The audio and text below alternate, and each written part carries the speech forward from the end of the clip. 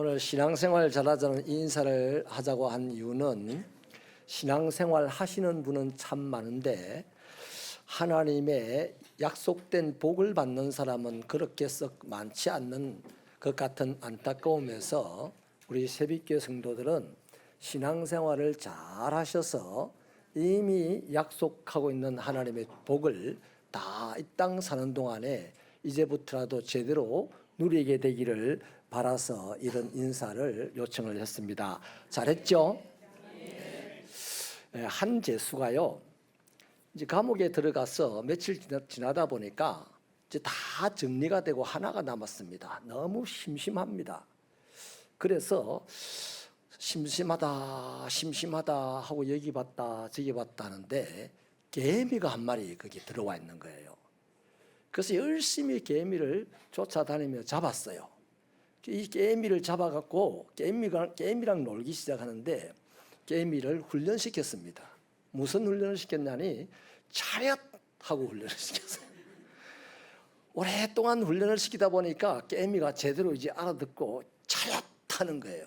너무 신기합니다. 근데 안타깝게도 이걸 보여줄 데가 없어요. 그래서 개미하고 매일같이 차렷 하다가 어느 날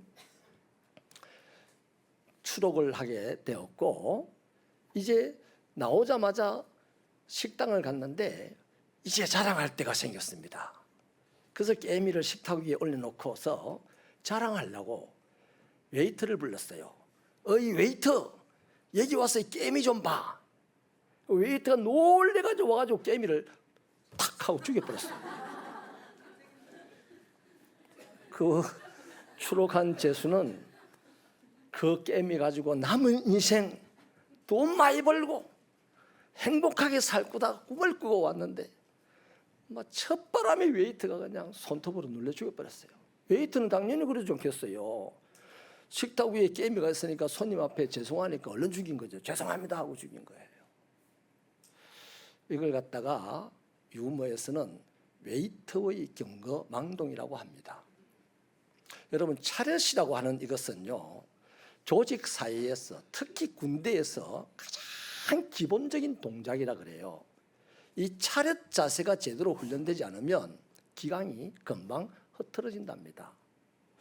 자, 그렇다면 예수를 믿는 이 교회 성도들이 모인 이 모임은 우리가 찬송을 하듯이 저와 여러분들도 하나님의 군대입니다. 십자가의 군병들입니다. 우리에게도 가장 기본적인 동작이 있어야 되는데 군인들에게 차렷 동작과 같은 그리스도인들의 이 신앙생활의 가장 기본적인 동작이 무엇이냐 하면 바로 예배입니다. 안타깝게도 현대 사회는 이 포스트 모더니즘이라고 하는 이 사조 속에서 사람들이 점점점 자기 중심적 사고를 발달시켜 가고 있습니다. 그래서 이제 뭐든지 본인 편한 대로 해석하고 판단을 하고 살아가는 시대입니다. 누구도 그 사람을 보고 틀렸다라고 할 수 없는 시대예요. 그러므로 나도 틀리지 않았다라고 주장을 하는 그런 시끄러운 시대가 바로 이 21세기입니다. 자, 이런 상황 속에서 가장 그리스도인들의 삶에서 신앙활동에서 빨리 망가지는 것이 뭐냐면 예배입니다. 여러분, 이를테면은 예배를 드리는데요, 예배를 빠지는 것은 뭐 별로 힘들지 않습니다. 이런저런 판단, 이런저런 해석, 이런저런 이유로 예배에 빠지는 것을 그냥 대수롭지 않게 여깁니다. 정하여진 시간에 5분 내지 10분 예배 늦어지는 것은요, 더더욱 아무것도 아닙니다. 예배 시간 맞춰서 하면 와주는 것도 고맙다 해라 이럽니다. 눈치가 보여서 예배 시간 맞추라고 말씀드리기가 곤란해요. 또 예배가 끝나기도 전에 하나님도 여전히 그 예배 자리에 계신데 내 사고, 내 판단, 내 해석 때문에 예배 끝나기도 전에 휑하니 가시기도 합니다. 문제는요, 그러면서도 본인이 옳다 그래, 예배를 잘 드렸다고 자위를 합니다.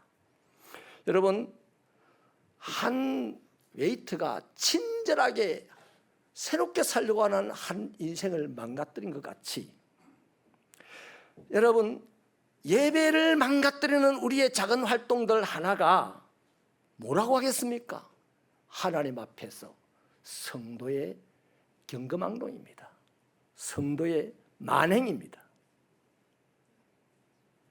사랑하는 성도 여러분, 꼭 기억하십시다.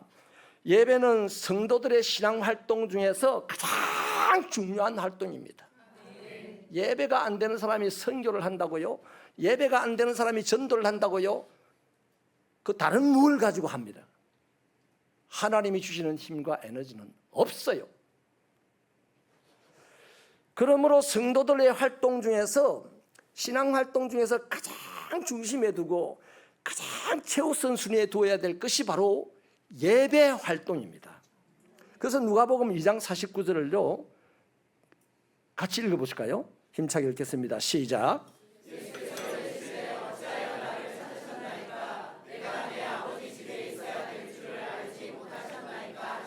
아멘. 이 본문은 유월절이라는 이스라엘의 최대 명절을 맞이해서 예수님의 가족들이 예루살렘에 올라갔다 하는 그 에피소드를 기록하는 내용인데요. 예수님의 가족은 한 주간 동안 명절 잘 지키고 이제 다시 고향 나사렛으로 출발했습니다. 예루살렘을 떠나온 지 하루가 지났습니다. 그런데 돌아보니까 아들 예수님이 안 보인 거죠. 당시 예수님의 나이는 12살이기 때문에 부모로서 친척들하고 같이 가고 있나라고 생각을 했는데요. 친척들 속에도 아들 예수가 안 보여요. 그래서 부모는 왔던 길을 다시 되돌아가면서 아들 예수를 찾기 시작하는데, 그렇게 하루 동안 지냈던 예루살렘까지 다시 되돌아와서 예수님을 찾았어요. 12살 된 소년이 가 있을 만한 곳은 사사시 뒤졌습니다. 오늘로 치면 게임방에도 가봤고 만화방에도 가봤고 노래방에도 가봤고 다 찾아봤는데 예수님이 없었어요. 아버지 어머니는 이 아들이 성전에 있을 것이라고는 생각도 못했습니다. 근데 마지막으로 안 가본 곳 성전에 가봤더니 예수님이 거기 성전에 계셨습니다. 예수의 어머니 아버지 요셉과 마리아는요, 어린 예수님이 성전에 있다는 것이 굉장히 놀라웠다고 성경은 말합니다. 그래서 어머니가 이렇게 묻지요. 아이야, 어찌하여 우리에게 이렇게 했냐? 그 말은 왜 사라졌냐 이 말입니다. 보라, 내 아버지와 내가 근심하며 찾았다, 이렇게 질문을 해요. 거기에 대한 예수님의 답변이 49절인데요 우리 같이 읽어보실까요? 시작.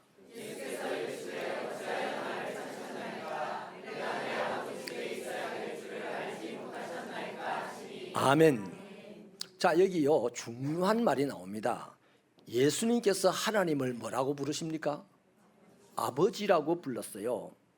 그리고 예루살렘 성전을 내 아버지의 집이라고 말합니다. 오늘 우리에게는 이것이 지극히 당연해요. 하나님을 아버지라고 하는 이게 당연한 얘기로 들리는데, 하지만 이 예수님 시대의 이 발언은요, 그때까지 역사 이래로 단 한 번도 사람의 입에서 나온 적이 없던 단어입니다. 없던 말입니다. 하나님을 하나님이라고 부를 수가 없었습니다. 감히. 그럼에도 하나님을 아버지라고는 더더욱 부를 수 없었어요. 구약 39권 속에요, 하나님을 아버지라고 표기된 곳이 14군데 있습니다. 그런데 이것도 그냥 문서상으로 기록해 놓은 거예요. 입으로는 한 번도 발언 안 했습니다. 그걸 읽을 때 이랬어요. 감히 하나님의 이름을 부를 수 없어서, 아버지라 할 수 없어서 야 이랬습니다. 자, 그러니까 여기 12살 된 소년이 하나님을 내 아버지라고 부르고 그를 예배하는 성전을 내 아버지의 집이라고 말했다는 것은 센세이션한 일입니다. 어쨌든 우리는 알죠. 하나님과 예수님의 관계가 어떻습니까? 하나님은 아버지고 예수님은 아들입니다. 자, 그렇다면 아들이 누구의 집에 있어야 됩니까? 아들은 아버지의 집에 있어야 되지, 아들이 옆집에 아저씨 집에 있으면 되겠습니까? 무단 침입으로 쫓겨나는 거죠. 당연합니다. 그래서 예수님의 공생의 사역을 보면요, 어떤 일이 있어도 안식일에는 큰 성전이든지 작은 회당이든지 거기서 예배를 드리고 있습니다. 아들의 삶의 중심을 아버지의 집에 두었다는 것이죠. 또 아버지의 집에서 예배를 드리고 있었다는 것이 바로 그 증거입니다. 여러분, 하나님은 어디에나 계십니다. 이것은 진리고 사람이 흉내낼 수 없는 하나님만의 특별한 속성입니다. 자, 그렇다면 하나님은 어디에나 계시니까 어디에서나 예배 드릴 수 있어요. 그런데 성전이 왜 있습니까? 성전이 어떤 기능을 합니까? 어디에나 계신 하나님께서 특별한 공간을 구별하여 두시고 거기에 특별한 사람들을 불러 모아서 당신을 특별하게 보여주겠다는 곳이 바로 성전입니다. 그래서 성전은 구약시대에 중요한 의미가 있었고 신약시대의 예배 또한 중요한 의미가 되고 이유가 되는 것입니다. 여러분, 하나님의 집을 찾아서 그를 예배하는 일은 저와 여러분의 평생에 가장 중요한 일이 되기를 주님의 이름으로 축복합니다. 저와 여러분의 삶의 최우선의 예배가 있기를 축원합니다. 왜 그렇습니까? 왜 제가 이렇게 당당하게 여러분에게 말씀드릴 수 있을까요? 우리 입으로 하나님을 아버지라고 부르니까. 내가 하나님을 아버지라고 부른다면 하나님을 예배하는 일은 내 삶의 내 인생의 가장 중요한 활동이고 가장 최우선으로 두어야 되는 거다. 아파도 예배 드려야 되고 죽어도 예배 드려야 되고 살아도 예배를 드려야 되는 거예요. 이런 축복이 있기를 축원합니다. 그런 말씀드립니다. 예배는 하나님의 자녀들이 있어야 할 가장 기본적인 활동입니다. 이 기본 동작이 흔들리게 되면요, 군인이 차렷 자세가 흔들리게 되면 상사가 없고 부하가 없듯이 기강이 다 흐트러지고 그 군대는 어느 순간 위험한 일이 닥치면 전멸하듯이 하나님의 군대인 교회의 모인 성도들이 이 예배가 흐트러지게 되고 예배가 기본적인 활동이 되지 아니하게 되면 나머지는 다 쓸모없는 짓이 되고 맙니다. 언제 어떤 순간 우리가 예측할 수 없는 수많은 환난이 밀려올 때에 다 쓰러지게 돼요. 자, 그렇다면 여러분, 우리가 드리는 이 예배의 목적이 무엇일까요? 예배를 드리고 내가 부자가 되어야 되겠다, 예배를 드리고 내가 병을 고쳐야 되겠다, 이런 걸까요? 아니에요. 그거는 별로 중요한 게 아닙니다. 예배를 드리는 사람의 목적은요, 하나님을 만나는 겁니다. 아멘이십니까? 하나님도 못 만났는데 부자가 되면 그 돈 어디다가 쓰겠어요? 죄 짓는 데밖에 더 쓰겠어요? 하나님도 못 만났는데 내가 권력을 잡으면 그 권력 어디 쓰겠어요? 사람 죽이는 데 쓰지 않겠습니까? 그러나 하나님을 만난 사람은 돈이 없어도 평화롭게 살 수가 있고 하나님을 만난 사람은 거지라도 평화롭게 살 수가 있는 거예요. 그렇잖아요. 그래서 예배를 드리는 목적은 하나님을 만나는 데 있어야 되는 거예요.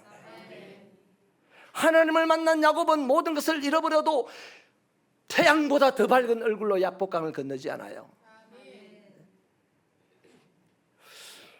오늘 마태복음 18장 20절을 같이 한 번 더 읽어주실랍니까? 스크린으로 읽겠습니다. 시작.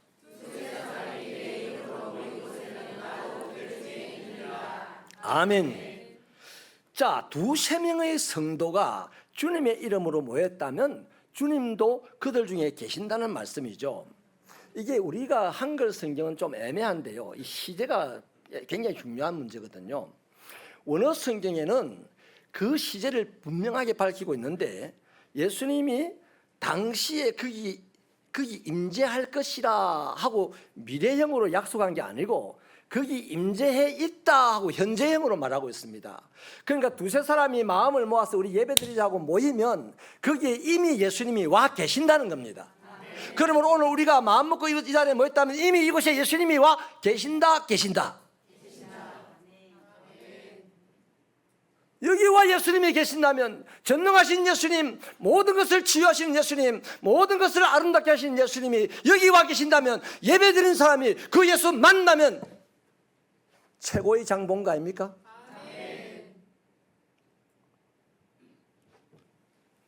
하늘과 땅을 지으신 창조주 하나님이고 우리를 위하여 자기 목숨까지 내어주신 하나님이고 그토록 사랑으로 충만하신 하나님이 우리가 예배드리고자 마음먹고 모인 이 시간에 이미 이곳에 와 계시다는 겁니다.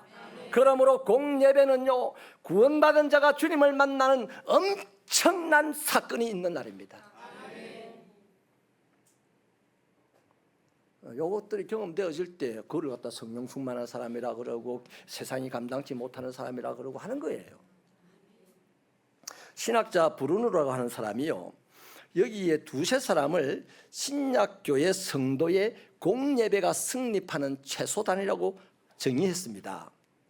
사실 유대인들은 이거 모임을 법으로 정해놨습니다. 10명 이상이 모일 때 전통적으로 예배다라고 했는데요, 예수님은 오늘 성경에서 두세 사람의 거듭난 성도만 있어도 예배는 성립한다고 지금 말씀하고 있는 거예요. 그리고 이 사람들이 진정 예수님의 이름으로 그분을 높이고 찬양할 목적으로 모인다면 이미 예수님은 그 찬양, 그 예배를 받으시려고 와 계신다는 얘기입니다. 그러니까 우리가 예배당에 올 때 예수님 먼저 와 있어요. 우리가 예배당을 떠날 때 예수님이 우리보다 늦게 나갑니다. 아멘. 그 우리 신앙은 한 번이라도 일생 중에 예수님보다 좀 더 빨리 예배에 가보고 싶다, 한 번이라도 예수님보다 늦게 제일 마지막에 내가 예배당을 나가고 싶다, 이런 멋지고 아름다운 마음이 좀 있기를 바랍니다. 자면 좀 천천히 갈까, 어떻게 하면 좀 빨리 나갈까. 싸구려 신앙인들이 얼마나 많은지 몰라요. 집신을 한 장 만들어 팔아도 정석껏 만든 사람은 떼돈을 버는 사람이 되는 것이고, 아무리 좋은 고무신을 만들어 팔아도 대충 만든 사람은 망하게 되는 겁니다. 저와 여러분의 예배가 하나님의 감동이 일어난 예배가 되기를 축원합니다. 자, 그렇다면 여러분, 우리의 모든 예배는 하나님을 만나는 것이 목적인데 하나님을 만나려면 어떻게 해야 돼요? 예배 시간에 집중해야죠. 초점을 하나님께 맞춰야죠. 제발 초점을 앞사람 뒤통수에 맞추지 마시고 하나님에게 맞추시기 바랍니다.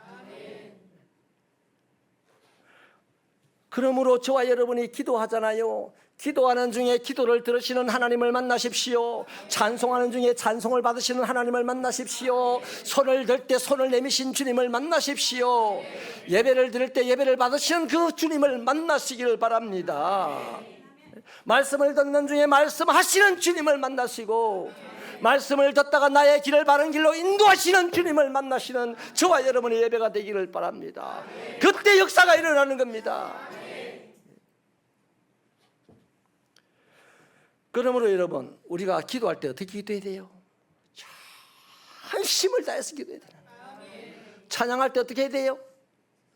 최선을 다해서 찬양해야 되는 거예요. 말씀을 들을 때 어떻게 해야 돼요? 진지하게 들어야 돼요. 그럴 때 다 못 만나는 그 하나님을 나는 만날 수 있다 이 말이에요. 그런 축복이 있기를 축원합니다. 이런 차원에서 우리가 드리는 예배가 정말 성공적인 예배가 되려고 하면요, 꼭 기억하십시오. 예배 시간에 집중해야 된다. 이 시간, 말씀을 듣는 시간에 말씀으로 나의 길을 바르게 인도하시는 그 하나님을 만나시기를 바랍니다. 말씀을 듣는데 집중하는 사람은요, 엉뚱한 데 쳐다보지 않습니다. 휴대폰 보지 않습니다. 자지 않습니다. 졸지 않습니다. 오직 말씀을 전하는 하나님의 종 목사의 입술을 보거나 눈을 보거나, 저는 주로 눈으로 말을 해요. 눈으로 말하는 게 훨씬 잘 통하거든. 그래서 목사가 막 잘나서 목사를 보라 하는 게 아니잖아요. 하나님의 말씀을 대언할 수 있는 엄청난 사명을 받고 이 자리에 섰기 때문에. 그래서 우리 교회에 오신 강사 목사님들은요, 굉장히 기분 좋아합니다. 성도들이 자기를 떨어지도록 쳐다보는 것이 너무 기분 좋다는 거예요. 그런데 세월이 제가 오고 한 17년 지나다 보니까 한두 명에 좋은 분이 있긴 있어. 자도 된다. 자다가 혹시 죽으면 또 역사가 일어납니다. 성경에 이때 살려갖고 다시 말씀 듣게 하대. 나가라 안 하더라고. 사랑하는 여러분, 잊지 마십시오. 예배의 목적은 그곳에 이미 와 계신 하나님을 만나는 것이요, 그 예배가 가능하려면, 그 하나님 만나는 게 가능하려면 집중해야 합니다. 자, 여러분, 우리는요 이제 살아계신 하나님을 믿어요. 성경은 하나님을 말씀하시기를 졸지도 아니하시고 주무시도 아니하신다고, 그러면서 우리를 살펴보신다고 합니다. 우리는 그 하나님을 예배하는 일에 우리의 삶의 기본 활동으로 삼았습니다. 이제 그 예배를 드리면서 목적을 하나님 만나야겠다는 목적을 삼기로 작정을 합니다. 이 시간부터. 그리고 집중을 합니다. 자, 그런 사람에게 그 다음에 어떤 일이 일어날까요? 자신을 돌아보게 되고 자기의 실존을 깨닫게 됩니다. 얼마나 사람들이 역사 속에서 다 아는데 지 자신을 몰라. 이게 똑똑할수록 더더욱 그래. 머리가 좋은 사람일수록 더더욱 지 자신을 몰라. 그래서 제일 머리가 좋았던 소크라테스가 말하기를 네 자신을 알아라 그랬어요. 자신을 아는 것이 가장 중요한 거 아니겠어요? 인생 성공하려면. 그런데 예배를 집중하여 드리다 보면 하나님을 만나게 되고, 하나님을 만나게 되면 나를 알게 돼. 내가 누군지를 진짜 알게 돼. 그것이 이사야의 체험 아닙니까? 이사야는 잘 나가는 선지자였습니다. 왕에게 대접도 잘 받는 선지자였습니다. 오늘로 치면 사례비를 막 한 달에 한 1억씩 받던 선지자였습니다. 건설이 빵빵 치고 살았습니다. 그런데 그에게도 시련이 왔죠. 우시아 왕이 죽었습니다. 드디어 그는 처음으로 성전에 달려가서 예배하는 순간 하나님을 찬송하는 천사들의 찬송소를 듣게 돼요. 거룩하다 거룩하다 거룩하다 만군의 여호와여, 이런 찬송을 듣게 되는데, 이사야는 그 순간에 하나님 앞에서 자기가 얼마나 죄악에 얼룩진 사람이고, 입 바른 소리를 하지 못하고 어떤 소리 했다, 왕에게 아첨하는 소리를 하고 살인을 많이 받았다, 이런 거를 깨닫게 되는 겁니다. 자기 자신을 실제로 발견하게 됩니다. 하나님 앞에서 내가 바르게 살지 못한 나 자신을 발견하게 되고, 그리고 난 다음에 그가 고백을 하잖아요. 화로다 화로다 내가 망하게 되었도다. 나는 입술이 부정한 사람이었다. 선지자는 맞아요. 그런데 이게 이 입술이 엉망이었다 이 말이에요.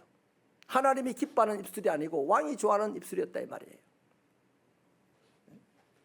그리고 그날 그렇게 고백을 하고 입술이 부정한 사람인데 하나님을 뵙다 이래요. 만났대. 그러니까 죽을 수밖에 없는 자신을 발견하게 된 거예요.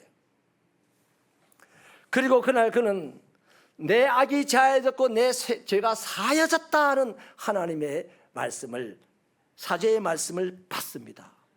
그 시로 그 사람은 거룩한 생활을 하는 사람으로, 하나님의 거룩한 도구가 되는 인생으로, 인생들을 살리고 사람을 살리고 나라를 새롭게 만드는 사람으로 변화되게 된 삶을 살게 되었습니다. 예수 한번 믿으면 이렇게 멋지게 되어야 되지 않나요? 이것이 바로 신령한 예배의 축복입니다. 그렇습니다. 예배로 말미암아 누리는 진정한 축복은요, 우리의 삶을 돌아보고 나 자신을 알게 되는 것입니다. 그러면서 하나님의 은혜를 받습니다. 지혜와 지식과 총명과 재주를 얻게 됩니다. 은사를 받게 됩니다. 그렇게 그 예배의 사람이 하루하루 예배 드릴 때마다 교정되어 갑니다. 새 사람으로 변화됩니다. 그리스도인의 인생은 예배를 드릴 때마다 변화되고 예배할 때마다 성숙해지고 예배할 때마다 거룩해지는 것입니다. 그리고 반드시 이 세상을 살리는 사람으로 거듭나게 되는 겁니다. 이것이 예배의 진정한 축복입니다. 세상은 돈이 많아야 세상을 살린답니다. 권력을 잡아야 세상을 살린답니다. 윤석열 대통령이 대한민국을 살립니까? 문재인 전 대통령이 대한민국을 살게 했습니까? 그 전 박근혜 대통령이 대한민국을 행복하게 했습니까? 아무도 못해. 하나님을 만난 사람, 하나님에 의하여서 교정된 사람, 예배로 말미암아 새롭게 된 사람, 그 사람이 세상을 살린 줄 믿으시면 아멘입니다. 그래서 예배가 중요한 거예요. 여러분, 하나님의 자녀는 육신의 삶의 현장에서 예배를 가장 중요하게 하게 됩니다. 하나님께 예배를 드릴 때 주님을 만나기 위하여서 예배에 집중해야 됩니다. 그는 반드시 하나님의 도움 없이는 내가 살아갈 수 없는 사람이라는 자기 자신을 깨닫게 되는 것이고, 그런 사람은 반드시 하나님에게 위로를 받고 은혜를 받게 되는 것이고, 이런 예배를 하루 드리고 일주일 드리고 더 할 수 말씀은 새벽에도 드리고 자꾸 예배 드리고 또 드리고 많이 드리고 더 드리고, 그래서 드디어 그 사람은 어느새 주님을 닮은 사람이 되는 거예요. 안타까운 것은요, 오늘 예수를 믿는다고 하는 사람이 엄청나게 많았습니다. 예배를 드리는 사람도 엄청나게 많았습니다. 그런데 이상하게 세상은 예수 닮은 사람 한 명도 못 봤단다.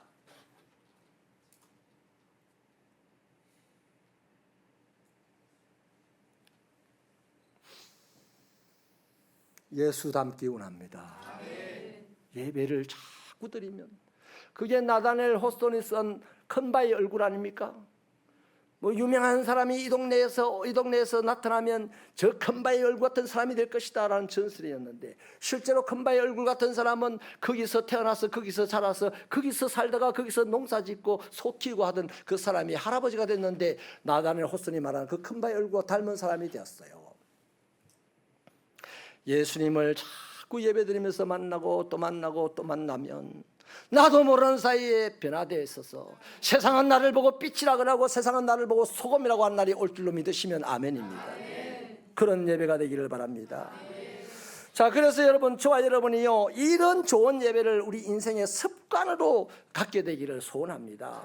인생의 아침에도 그를 바라보시고 예배를 드리십시오. 인생의 황혼에도 할아버지가 되어서도 그분을 바라보고 예배를 드리십시오. 성공할 때도 그분을 바라보고 돈 바라보지 말고 그분을 바라보고 예배를 드리십시오. 실패했어도 사람들이 내게 손가락질한 것을 바라보지 마시고 그분을 바라보고 예배를 드리십시오.